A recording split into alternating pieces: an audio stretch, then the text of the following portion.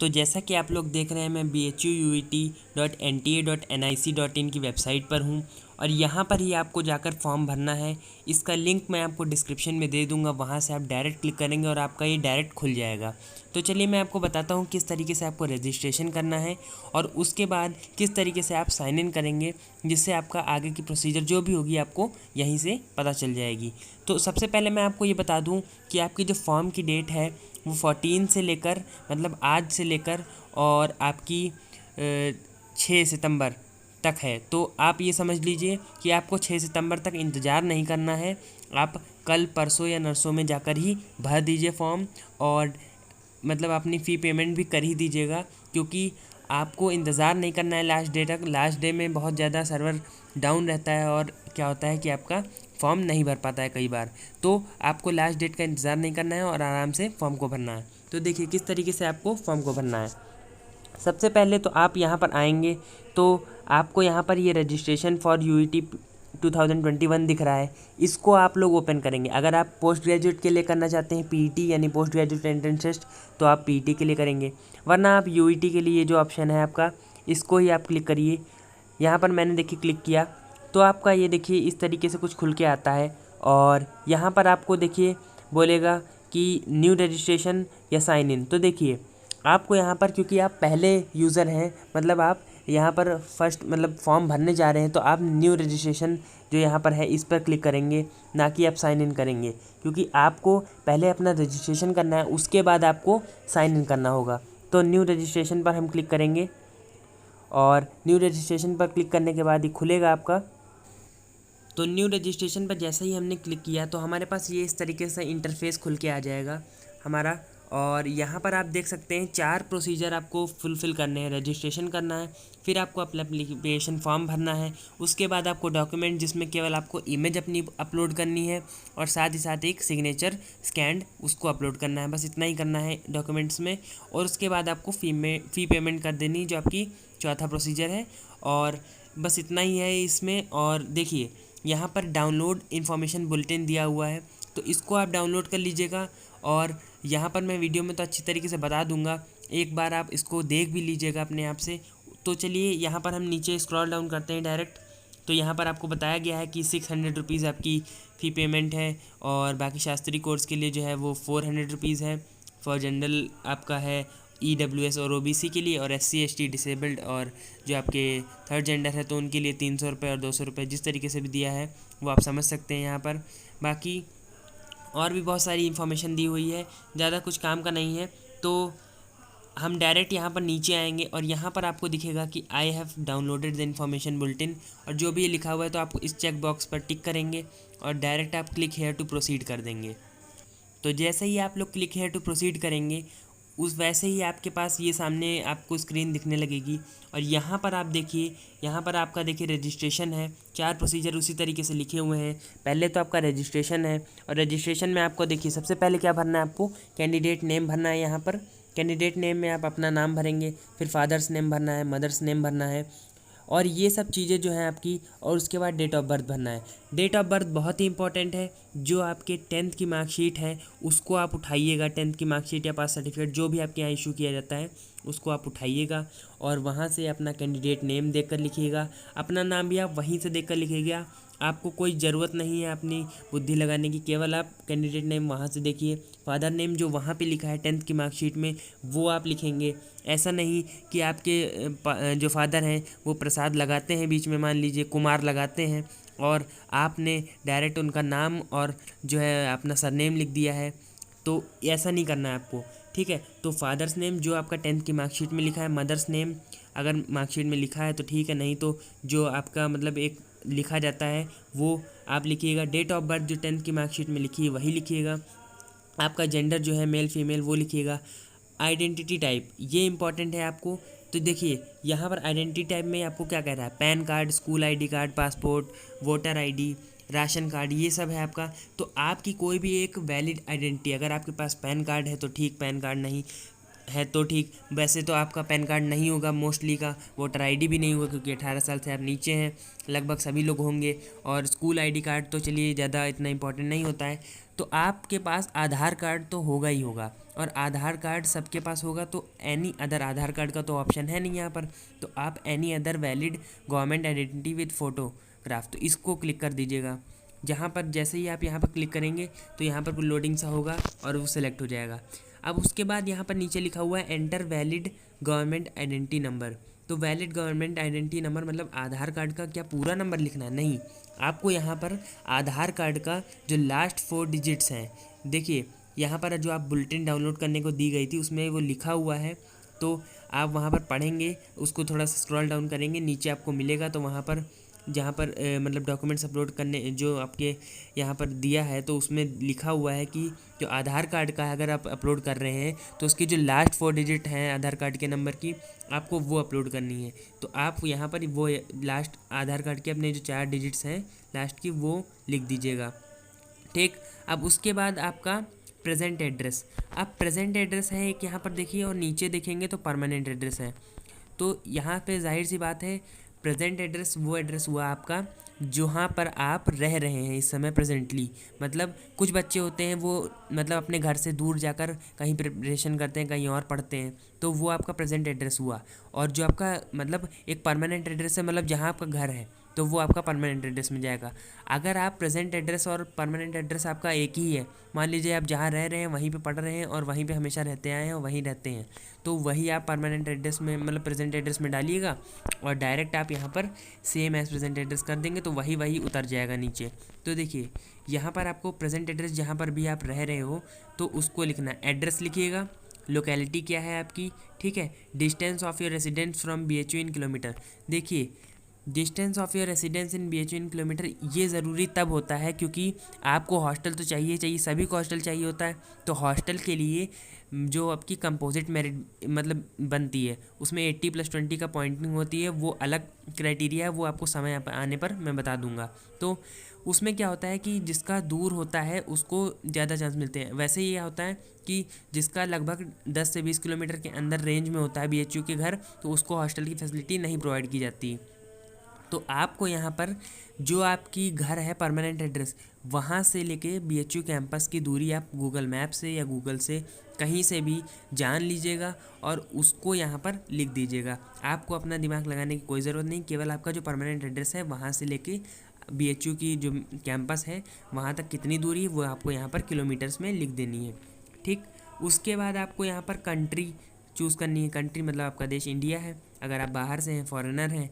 अगर सौभाग्य की बात होगी अगर फॉरेनर ये वीडियो देख रहा है, ठीक है, तो आप वो चूज़ कर लीजिएगा, स्टेट चूज़ कर लीजिए, डिस्ट्रिक्ट चूज़ कर लीजिए, पिन कोड जो आपका डिस्ट्रिक्ट का पिन कोड है।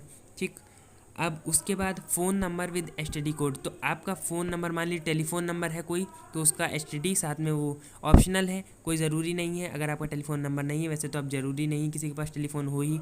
ठीक, ईमेल एड्रेस सबसे इम्पॉर्टेंट आपका ईमेल एड्रेस ही है, क्योंकि ईमेल जो होता है आपका वही आपको आखिरी तक, देखिए ये आपका एडमिशन प्रोसीजर तक आप यहाँ पर फॉर्म भरेंगे, उसके बाद जितनी भी इंफॉर्मेशन होगी आपको ईमेल पे ही जाएगी।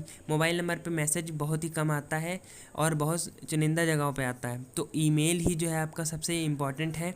ईमेल पे ही सारी चीज़ें आपको दी जाएंगी, ईमेल पे ही आपको जो प्रोसीजर है, एडमिट कार्ड है, उसको भी भेजा जाएगा। तो ये ईमेल आपको बिल्कुल गलत नहीं करना है। ईमेल आपका यहाँ पर आएगा लेकिन एडमिट कार्ड पे भी भेजा जाता है, तो ये आपको बिल्कुल भी गलत नहीं करना है ईमेल। मैं आपको बता दूं कि ईमेल आपका जो यहाँ पर लिखा है, जो यहाँ पर यही वाला ईमेल जो एड्रेस है, वो जब आपकी ऑनलाइन क्लासेस शुरू होंगी तो फर्स्ट सेमेस्टर में यही यूज़ होगा। इतना आप समझ लीजिए, मतलब इस ईमेल को अगर आपने गलत किया तो यहाँ से लेकर वहाँ तक बहुत ज़्यादा आपको दिक्कत हो जाएगी।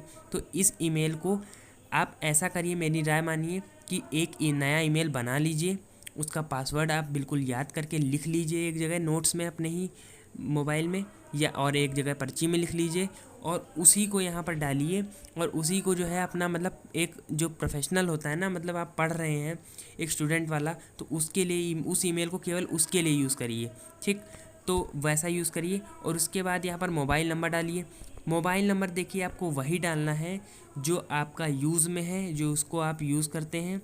ऐसा कोई मोबाइल नंबर मत डाल दीजिएगा जो आप मतलब जो है जिसमें कभी रिचार्ज ही नहीं कराते हैं, वो बंद हो जाए पता चला और आपका मोबाइल नंबर गया, अब वो नंबर यहाँ पड़ा है और कोई भी इन्फॉर्मेशन होगी तो आपको मैसेज के थ्रू नहीं मिल पाएगी मोबाइल पे। तो ये सब है। अगर आपका परमानेंट एड्रेस और प्रेजेंट एड्रेस सेम है तो आपको सेम एज प्रेजेंट कर दीजिएगा, बाकी सारा यहाँ पर उतर जाएगा। अगर आपका थोड़ा चेंज है, जैसे मतलब आप कहीं और रहते हैं और पढ़ते कहीं और हैं, तो उसको आप यहाँ पर लिख दीजिएगा। अब यहाँ पर आता है चूज़ पासवर्ड। तो ये पासवर्ड आपका है यहाँ पर बनाना है, और यही पासवर्ड जो मैंने बताया था ना शुरुआत में, रजिस्ट्रेशन पहले करना है बाद में साइन इन करना है, साइन इन के समय यही पासवर्ड आपसे लेगा। ठीक, तो यहाँ पासवर्ड बनाएंगे, कन्फर्म पासवर्ड करेंगे, और सिक्योरिटी क्वेश्चन, जैसे सिक्योरिटी क्वेश्चन में क्या बोलेगा, जो भी है आपका what is the name of your first school, मान लीजिए हमने किया, तो यहाँ पर आपको फर्स्ट स्कूल का जो भी है तो वो आपको आंसर भी देना होगा, नेम जो है वो याद रखिएगा आप, ठीक है, जो भी डालते हैं। तो इस तरीके से है। अब एंटर योर सिक्योरिटी पिन, यहाँ पर आपको जो भी ये दे रखा है पिन, इसको डालना है। जैसे केस सेंसिटिव है तो केस सेंसिटिव ही डालना है, कैपिटल है तो कैपिटल, स्मॉल है तो स्मॉल, इस तरीके से आपको डालना है। फ़िलहाल के लिए मैं इसको भरता हूँ पूरी तरीके से, उसके बाद मैं आपको नेक्स्ट प्रोसीजर यानी जो आपका यहाँ पर ये एप्लीकेशन फॉर्म है उस पर प्रोसीड करूँगा। तो जैसे ही आप लोग फर्स्ट प्रोसीजर को कंप्लीट कर लेंगे, आपको ये आएगा रिव्यू पेज कि please review the following information carefully. मतलब अगर आपने जो भी इन्फॉर्मेशन भरी है क्या वो सही है, और जो भी आपने इन्फॉर्मेशन दी है उसको आप फाइनली सबमिट करना चाहते हैं। अगर करना चाहते हैं तो आप यहाँ पर क्लोज़ वाले बटन पर क्लिक कर दीजिएगा और डायरेक्ट आप यहाँ पर सारे चेक बॉक्सेस को क्लिक कर दीजिएगा, और इसमें लिखा होगा my name, my father name, mother name, date of birth, gender, address, mobile number, email address. तो आपको ये पूछा गया है यहाँ पर डायरेक्टली कि आपने जो भी ये सब भरा है यहाँ पर ये सब चीज़ें, तो क्या आपने ये सब सही भरी हैं, कुछ गलत तो नहीं किया। आई एग्री कर दीजिए और सीधा फाइनल सबमिट कर दीजिए। और यहाँ पर भी आपको पूछेगा do you wish to submit, yes, आप येस कर दीजिएगा।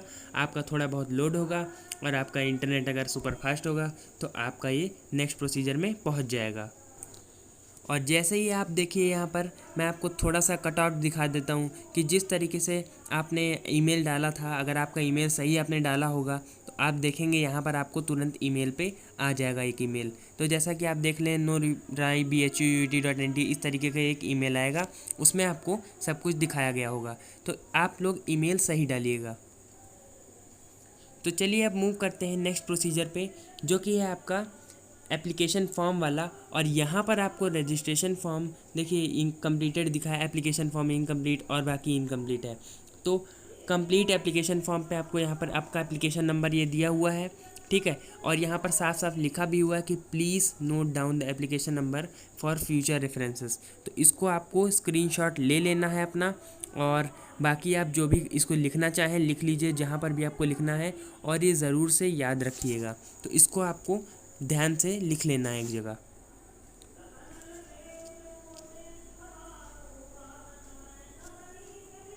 अब हम यहाँ कंप्लीट एप्लीकेशन फॉर्म पे क्लिक करेंगे और हमारा आगे का पेज लोड हो जाएगा। तो चलिए यहाँ पर जिस तरीके से मैंने आपको पूरा रजिस्ट्रेशन का प्रोसेस बताया है, तो अगर आप रजिस्ट्रेशन एक बार कर लेते हैं ईमेल आईडी से और आपने पासवर्ड डाल दिया, आपको एप्लीकेशन नंबर मिल गया है, तो उस एप्लीकेशन नंबर को बहुत संभाल के रखना था आपको, मैंने अभी बताया है आपको। और ये आप जान लीजिए कि आपको अगर कोई भी दिक्कत होगी, मान लीजिए आपका सर्वर टाइम आउट हो जाता है इस वेबसाइट से, तो आप वही एप्लीकेशन नंबर और जो आपने पासवर्ड बनाया है इस रजिस्ट्रेशन के टाइम पर, ये जो फर्स्ट स्टेप आपने टिक देख रहे हैं, और यहाँ पर जो आपने पासवर्ड बनाया है और उसी को पासवर्ड को आप वहाँ पर जो बाहर मैंने आपको दिखाया था कि पहले रजिस्ट्रेशन करिए फिर साइन इन करिए, तो वहाँ पर उस साइन इन वाले ऑप्शन में ही आपको जाकर आपको वहाँ साइन इन एप्लीकेशन नंबर और अपना जो पासवर्ड आपने रजिस्ट्रेशन में बनाया है उसको डालकर आप साइन इन कर सकते हैं, और जो बाकी आपका प्रोसीजर है उसको आप कंप्लीट कर सकते हैं। आपको दोबारा रजिस्ट्रेशन करने की कोई ज़रूरत नहीं है, ठीक। तो अब यहाँ पर आपका देखिए कैंडिडेट नेम आपका जो भी मैंने यहाँ पर सब डाला था वो सब यहाँ पर पहले से ही पड़ा हुआ है। अब देखिए फादर्स नेम, अब आपका देखिए फादर या मदर्स मोबाइल नंबर, तो आपको यहाँ पर अपने पिता या माता जो भी हैं उनका मोबाइल नंबर डाल देना है। एक वैलिड डालिएगा जो आपके फादर या मदर यूज़ करते हो और वो कॉन्टिन्यूशन में हो, ठीक। नेशनलिटी आपको यहाँ पर सेलेक्ट कर लेनी, इंडियन है तो इंडियन डालिएगा, ठीक है। बाकी आपका जो भी आएगा वो आप यहाँ पर डाल सकते हैं, ठीक। तो स्टेट यूटी ऑफ रेजिडेंस, तो आपका जो भी स्टेट है तो उसको डालिए। यूटी मतलब यूनियन टेरिटरी ऑफ रेसिडेंस, अगर आप यूनियन टेरिटरी भी बिलोंग करते हैं किसी से तो आप वो भी डाल सकते हैं। बाकी आप स्टेट डालिए अपना, अगर आपने जो भी स्टेट वहाँ डाला था वही यहाँ पर डालिएगा। कैटेगरी आपकी जो भी कैटेगरी है, तो मान लीजिए आपकी कैटेगरी जनरल है तो जनरल डालिएगा, ओबीसी है ओबीसी डालिएगा, ठीक है। तो इस तरीके से है। अब do you claim reservation for economical weaker section, अगर आप जनरल में हैं तो आप जो है इकोनॉमिकल वीकर सेक्शन में अगर हैं या नहीं हैं वो आपको डालना है। If you are a PWD candidate यहाँ पर दिया है, मतलब फिजिकली चैलेंज्ड अगर आप हैं तो आपको वहाँ पर ये सेलेक्ट करना है। वो आप जानते होंगे और आपको सब पता ही होगा उसके बारे में। अगर आप फिजिकली चैलेंज्ड हैं तो आपको सब ये सब जानकारी होगी पहले से ही। अगर आप स्पोर्ट्स कोटा के लिए क्लेम करना चाहते हैं तो आप यहाँ पर सिलेक्ट कर सकते हैं। Annual Fairlie income, family income, तो यहाँ पर आपको अपने माता पिता जो भी आपका फैमिली इनकम है, मतलब टोटल मान लीजिए आपके फादर कमाते हैं, जो भी कमाते हैं, तो आप उनसे पूछिएगा कि आपका फैमिली इनकम क्या है, मतलब अपना एनुअल इनकम क्या है, तो वो आपको बता देंगे और वही डालिएगा आप। मतलब एक रेंज भी हो सकती है आपकी, यहाँ पर देखिए सेलेक्ट में आपको रेंज दिखाएगा आपकी 1 लाख, मतलब इससे मतलब है, या आप टू आपका 1 लाख है, इस तरीके से। तो जितना भी है आपका उसमें उस रेंज में आप सेलेक्ट कर लीजिएगा। आपका रिलीजन कौन सा है वो आपको यहाँ सेलेक्ट करना है, ब्लड ग्रुप कौन सा है वो सेलेक्ट करना है। एम्प्लॉय वार्ड यहाँ पर सिंपल मतलब ये होता है कि मान लीजिए बीएचयू में या मेन कैंपस में या फैकल्टी है और या जो आपकी एफिलेटेड हैं जितने भी, तो उसमें अगर आपका कोई भी मतलब आपका घर वाला काम करता है, जैसे मान लीजिए आपके फादर या मदर कोई भी वहाँ पर काम कर रहे हैं, मतलब उसके एम्प्लॉय हैं, तो उनके मतलब जो वार्ड हुए, मतलब आप उनके जो मतलब संतान हुई यानी वार्ड जिसे कहते हैं, तो वो यहाँ पर उसका फ़ायदा ले सकता है एम्प्लॉय वार्ड का। तो ये हो सकता है। अब देखिए अप्लाई फॉर, अब BHU UET 2021 चूज़ कोर्स, तो अब यहाँ पर आपको कोर्स को बहुत ध्यान से चूज़ करना है। यहाँ पर आप गलती मत कर दीजिएगा। पता चला आपने यहाँ पर BSc मैथ के लिए मान लीजिए करने जा रहे हैं और BSc बायोलॉजी गलती से चूज़ कर दिया, वहाँ फ़ी पेमेंट कर दी, तो आपका BSc बायोलॉजी के एग्ज़ाम के लिए हो जाएगा वो, फिर उसमें कोई आपका कुछ कर भी नहीं पाएगा। तो यहाँ पर आप जो है बहुत ही ध्यान से करिएगा। आप मल्टीपल कोर्सेज़ भी चूज़ कर सकते हैं, पर उसके लिए एक शर्त है कि आप एलिजिबिलिटी क्राइटेरिया को मीट करने चाहिए, तो उतना है। बाकी आप यहाँ पर देखिए BSc मैथ वाले जितने भी हैं वो ध्यान दें, 181 आपका कोर्स कोड है, तो आप यहाँ पर ढूंढ लीजिएगा, नीचे थोड़ा मिलेगा आपको यहीं पर, और उसको आप टिक कर दीजिएगा, ठीक है। अब एग्ज़ाम सिटी बहुत ध्यान से आपको भरनी है। यहाँ पर एग्ज़ाम सिटी आपको ध्यान से अगर नहीं भरेंगे तो एग्ज़ाम सेंटर जो होगा वो आपको बहुत दूर मिल जाएगा कहीं, और आपको जाते ही जाते बहुत परेशानी हो जाएगी, और एग्ज़ाम तो आप फिर जानते ही क्या देंगे आप, ठीक है। तो exam city first choice, second choice, third choice, fourth choice, इसी तरीके से आपको यहाँ पर डाल देनी है, ठीक। तो सेलेक्ट स्टेट, तो पहले आप स्टेट यहाँ सेलेक्ट करेंगे, फिर उसमें जो सेलेक्ट यहाँ पे है वो सिटीज़ के लिए है, तो जो भी सिटीज़ आपको यहाँ पर दिख रही हों वो आप डालिएगा। थोड़ा सा श्योर है उसको आप इग्नोर करिए, ठीक है। तो यहाँ पर जो भी आप सिटीज़ हैं आप उनको सेलेक्ट कर सकते हैं आप अपने अकॉर्डिंग। मान लीजिए आप लखनऊ में रहते हैं तो लखनऊ में बहुत सारे सेंटर होंगे, तो आपका जो भी रीज़न है, जो भी आपका है वहाँ पर डालिएगा, तो उससे क्या होगा, आपको मोस्ट प्रेफर्ड और मोस्ट जो आपके पास होगी वो सिटी आपको मिलेगी। हालांकि ये हो सकता है कि आपको सेकंड चॉइस, सेकंड प्रेफरेंस या इस तरीके से मिल जाए, पर उसके लिए आपको घबराना नहीं है। एंड मोमेंट तक जो है आपका जो प्रेफर्ड सिटी है वो बदलती रहती है, और एडमिट कार्ड जो फाइनल इशू होता है 2 दिन पहले वही मान्य होता है, और वहीं पर आपको जाकर एग्ज़ाम देना होता है। तो इतना आप समझ लीजिए। अब उसके बाद आपको यहाँ पर सिक्योरिटी पिन डालना है और उसके बाद सबमिट कर देना है, आपका सेकंड वाला प्रोसीजर भी ओवर हो जाएगा। चलिए मैं पूरी इन्फॉर्मेशन भर देता हूँ यहाँ पर, और उसके बाद मैं आपको आगे बताता हूँ। तो जैसा कि आप सभी लोग देख रहे हैं यहाँ पर, जैसे ही आप 2 स्टेप्स कंप्लीट कर लेंगे, यहाँ पर देखिए तो आपको यहाँ पर दिखा देगा you have completed 2 steps of online application form, और उसके बाद आपका एप्लीकेशन में फिर से दिखाएगा। और अब आपको अपनी इमेजेस अपलोड करनी है, आपकी पासपोर्ट साइज़ फ़ोटो और आपका सिग्नेचर अपलोड करना है। तो आप अपलोड डॉक्यूमेंट्स पर क्लिक कर देंगे और डायरेक्टली आपको ये डॉक्यूमेंट अपलोड के लिए ले जाएगा। अब आपको यहाँ पर देखिए photograph with 80% face without mask, ऐसा नहीं कि आप जो है मास्क लगाकर फ़ोटो खिंचवा लीजिए और उसको डाल दीजिए, ऐसा नहीं कर सकते। मास्क नहीं होना चाहिए, यहाँ पर लिखा हुआ है, और 80% फेस आपका दिख रहा होना चाहिए, ठीक। और डॉक्यूमेंट के लिए देखिए आपको यहाँ पर दे दिया है मिनिमम साइज़, मतलब आपका जो फ़ोटोग्राफ होगा पासपोर्ट साइज़ का वो उसमें दे दिया है मिनिमम साइज़ 10 KB और मैक्सिमम साइज़ 200 KB का होना चाहिए। तो इस तरीके से आपको यहाँ पर फ़ाइल चूज़ करनी है। दूसरी बात सिग्नेचर की आप देखिए तो JPG फॉर्मेट में दोनों होने चाहिए। सिग्नेचर आप अपना करिए उसको किसी स्कैनर से और रिसाइजर से उसको कर लीजिए रिसाइज 4 से लेके 30 KB के बीच में, ठीक। फ़ोटो मतलब आपको अपना A4 साइज़ पेपर पे एक सिग्नेचर करना है, उसको फ़ोटो खींचनी है, उसको स्कैन कर लेना है। सिंपल सी बात है। इतना तो आप लोग हाईटेक हो ही चुके हैं कि आप इतना तो करते ही होंगे घर में, ठीक है। और दोनों को ही चूज़ करके फ़ाइल यहाँ पर अपलोड कर देनी है, ठीक है। तो साइज़ का आपको खासा ध्यान देना है। अगर आपका नहीं हो रहा है इस तरीके से तो कोई भी आप रिसाइजिंग ऐप डाउनलोड कर लीजिए। उससे आप साइज़ जैसे ही डालेंगे 10 से 200 के बीच में, मान लीजिए आपने 20 KB डाल दिया तो वो 20 KB में बदल के आपको दे देगा, ठीक है। तो वो आप कर लीजिए और यहाँ पर आपको फ़ाइल चूज़ कर लेनी है। फ़िलहाल मैं चलिए फ़ाइल चूज़ कर लेता हूँ यहाँ पर।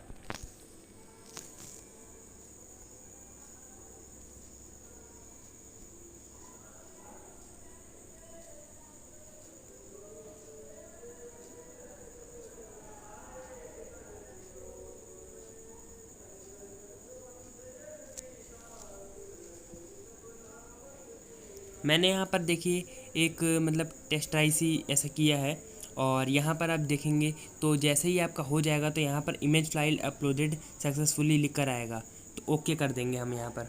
तो यहाँ पर देखिए अपलोडेड डॉक्यूमेंट, यहाँ पर डॉक्यूमेंट में दिखा रहा है कि अब अपलोड हो गया आपका। अब हम उसी तरीके से क्या करेंगे, एक सिग्नेचर चूज़ कर लेंगे। यहाँ पर गए हम और हमने यहाँ पर ये सिग्नेचर चूज़ कर लिया, ठीक। अब यहाँ पर PNG है तो देखिए अब यही दिक्कत आती है। देखिए .png है तो यहाँ पर चूज़ नहीं करेगा, ये लेगा ही नहीं आपकी फ़ाइल को, ठीक है। तो इस तरीके से आपको ध्यान रखना है। तो चलिए यहाँ पर जो हमने पिछली बार गलती की थी और हमने PNG में कर दिया था तो इस बार हम JPG में करेंगे। तो आपको भी यहाँ पर ये नहीं करना है जिससे कि आपको कोई ऐसा ना लगे कुछ गड़बड़ हो रहा है और बार बार आपका जो ये आपका पेज है वो रीसेट ना हो जाए, ठीक। तो चूज़ फाइल आप यहाँ पर करिए और यहाँ पर फाइल्स में जाइए और उसके बाद आप यहाँ पर सिंपली सेलेक्ट कर लीजिए और ओरिजिनल डॉक्यूमेंट में आप यहाँ पर नीचे जाइएगा, यूज़ ओरिजिनल और अपलोड कर दीजिएगा। आपका सिंपली हो जाएगा यहाँ पर सक्सेसफुली। और उसके बाद आपको कुछ नहीं करना है। यहाँ पर देखिए आपके दोनों अपलोडेड दिखा रहा है आपको, ठीक। और उसके बाद यहाँ पर आपको ये सिक्योरिटी पिन एंटर कर देना है।